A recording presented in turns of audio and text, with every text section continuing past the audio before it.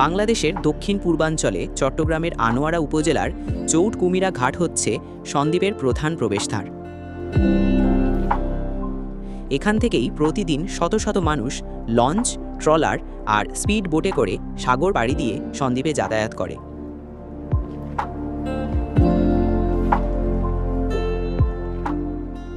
ঘাটে পৌঁছালে প্রথমেই চোখে পড়ে কর্মচাঞ্চাল্য, যাত্রীদের ভিড়, মাছ বোঝাই নৌকা আর ঘাটের কোলাহল। সাগরের হাওয়ায় ভেসে আসে নোনা জলের গন্ধ।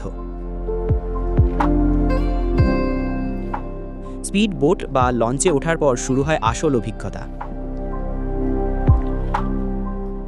চট্টগ্রামের উপকূল ছেড়ে যেইমাত্র মাঝ সাগরে প্রবেশ করা যায়, চারদিকে শুধু জল আর জল। ঢেউয়ের তালে নৌকা দুলতে থাকে।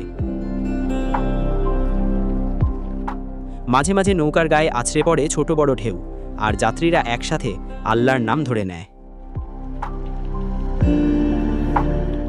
সাগরের উপর দিয়ে যেতে যেতে দেখা মেলে বড় বড় মাছ ধরার ট্রলার, জেলের জাল টানা আর দূরে দূরে দাঁড়িয়ে থাকা সমুদ্র পাখির ঝাঁক। যাত্রাপথে কখনো ঢেউ শান্ত থাকে, আবার কখনো উত্তাল হয়। বর্ষাকালে এই পথ অনেকটা ঝুঁকিপূর্ণ হয়ে ওঠে, কারণ সাগরের ঢেউ তখন বেশ ভয়ঙ্কর হয়ে যায়। কিন্তু শীতকালে যাত্রা হয় অনেক আরামদায়ক। প্রায় ৪৫ মিনিট থেকে ১ ঘন্টা লাগে চৌট কুমিরা থেকে সন্দ্বীপ পৌঁছাতে। দূর থেকে যখন সন্দ্বীপ দ্বীপ চোখে পড়ে, মনে হয় সমুদ্রের বুকে সবুজে টুকরো ভেসে আছে। সন্দ্বীপ ঘাটে পৌঁছালে নতুন এক কোলাহল শুরু হয়। যাত্রীরা নেমে যায়, কেউ পরিবার নিয়ে এসেছে, কেউ ব্যবসার কাজে, আবার কেউ এসেছে ভ্রমণে। ঘাটে দাঁড়িয়ে থাকে রিক্সা, অটো আর স্থানীয় লোকজন।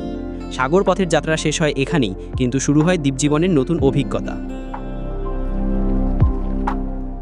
চৌট কুমিরা থেকে সন্দ্বীপের সাগরপথ শুধু একটি যাতায়াতের মাধ্যম নয়, এটি এক অনন্য অভিজ্ঞতা।